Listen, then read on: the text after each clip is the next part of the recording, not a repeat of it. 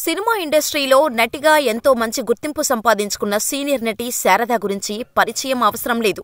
ఈమె హీరోయిన్ గా ఎన్నో సినిమాలలో అందరి స్టార్ హీరోల సరసన నటించి మంచి గుర్తింపు పొందారు. తెలుగు, తమిళం, మలయాళం, కన్నడ, హిందీ భాషల్లో కథానాయికగా, క్యారెక్టర్ ఆర్టిస్టుగా ఓ వెలుగు వెలిగారు. పలు సినిమాలలో క్యారెక్టర్ ఆర్టిస్టుగా కూడా కీలక పాత్రలలో నటించి మెప్పించారు. ఇలా తెరపై కొన్ని వందల చిత్రాల్లో అద్భుతంగా రాణించిన ఈ నటి పర్సనల్ లైఫ్లో మాత్రం ఎన్నో ఇబ్బందులు పడ్డారు.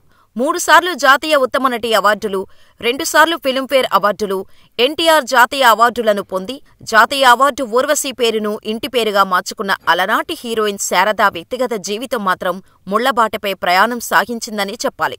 శారద తనతో కలిసి ఎన్నో సినిమాల్లో నటించిన కొరడా సింహాచలాన్ని ప్రేమించి పెళ్లి చేసుకోవటంతో ఆ తర్వాత తన జీవితం నాశనమైపోయింది అంటారు. శారద, చలం ఇద్దరూ ఎన్నో సినిమాలలో కలిసి నటించినా దాంపత్య జీవితంలో కలిసి నడవలేకపోయారు. శారద అంటేనే శోక సముద్రం పొంగి పొర్లుతుంది అనే పేరుండేది. కొరడా సింహాచలాన్ని ప్రేమ పెళ్లి చేసుకున్న తర్వాత ఇది నిజమైంది. ఎందుకంటే అప్పటికే చలం రమణకుమారి అనే అమ్మాయిని ప్రేమ వివాహం చేసుకున్నాడు.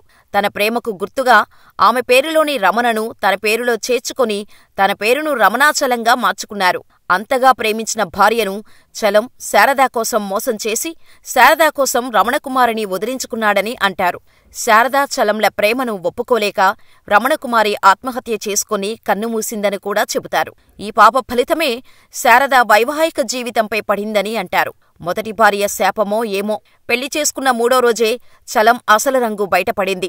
డబ్బు కోసమే తనను పెళ్లి చేసుకున్నాడని శారదకు అర్థమైంది. తాగి షూటింగ్ సెట్స్ కి వచ్చి వేధించేవాడు.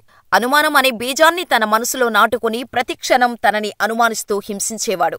ఇలా తన భర్త పెడుతున్న బాధలను భరిస్తూనే సినిమాలలో నటిస్తున్నటువంటి శారదను సెట్స్లోకి వెళ్లి కూడా కొట్టేవాడు చలం.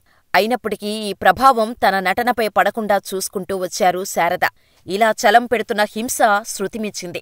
అప్పటివరకు ఎన్టీఆర్తో జీవిత చక్రంలో సైడ్ హీరోయిన్ గా నటించిన శారద ఆ తర్వాతి రోజుల్లో సర్దార్ పాపారాయుడు, జస్టిస్ చౌదరి చిత్రాల్లోనూ ఎన్టీఆర్ ద్విపాత్రాభినయంలో ఓ పాత్రకు జోడీగా నటించారు. దానవీర సూరకర్ణలో తొలిసారి ఎన్టీఆర్ దర్శకత్వంలో నటించిన శారద ఒకరోజు ఎన్టీఆర్, శారద కలిసే నటిస్తున్న సినిమా షూటింగ్ ఏవిఎం స్టూడియోలో జరుగుతోంది. అయితే అప్పటికే ఫుల్లుగా తాగి ఉన్న రమణాచలం లొకేషన్లోకి వచ్చి నానా హంగామా చేశాడు. అంతేకాకుండా డైరెక్టుగా మేకప్ రూముకి వెళ్లి శారదపై చేయి చేసుకున్నాడు. ఈ విషయం డైరెక్టర్ ద్వారా ఎన్టీఆర్ గారికి తెలియటంతో ఎన్టీఆర్ ఆవేశపడుతూ సింహాచలాన్ని చొక్కా పట్టుకొని, ఏంటి బ్రదర్, ఆడవాళ్ల పట్ల ప్రవర్తించే విధానం ఇదేనా అంటూ లాగిపెట్టి కొట్టారట. అయినప్పటికీ చలంలో మార్పు రాలేదు. దీంతో శారదగారు కష్టపడి కూడబెట్టుకున్న ఆస్తి పోగొట్టుకోవాల్సి రావటంతో శారద, చలం మధ్య మనస్పర్ధలు ఎక్కువయ్యాయి. దీంతో 1984లో ఎవరికీ చెప్పకుండా ఇంట్లో నుంచి వెళ్లిపోయి విడాకుల నోటీసులు పంపించి అతని నుంచి విడిపోయారు శారద. ఆ తర్వాత ఒక మలయాళీ బిజినెస్ మ్యాన్ ని వివాహం చేసుకుంది. అతను కూడా కొన్ని రోజులు బాగానే ఉన్నాడు. ఆ తర్వాత అతనికి తన డబ్బుపైనే ఆశ ఉందని తెలుసుకుని శారద అతనితో కూడా విడిపోయింది.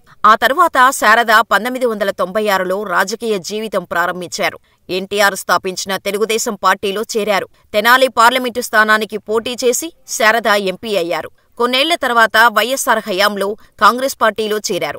ఆ తర్వాత రాజకీయాల నుంచి దూరమైన శారద వ్యాపార రంగంలోకి ప్రవేశించి ఓ చాక్లెట్ కంపెనీని స్థాపించారు. అందులో నష్టాలు రావటంతో అమ్మేశారు. ప్రస్తుతం చెన్నైలో ఉంటున్నారు. ఇలా శారద గారు విభిన్నమైన, వైవిధ్యమైన పాత్రల్లో నటిస్తూ హీరోయిన్ పాత్రలను పోషించటంతో పాటు అక్క, చెల్లి, వదిన, అమ్మగా ఎన్నో ఏళ్లపాటు వెండితెరపై కనిపించారు. హాస్యం, సెంటిమెంట్ ఇలా విభిన్నమైన పాత్రల్లో కూడా ఒదిగిపోయిన నటిగా ఆమె పేరు ప్రఖ్యాతలు సంపాదించుకున్నారు శారద గారు. వ్యక్తిగత జీవితంలో మాత్రం తప్పటడుగులు వేశారు.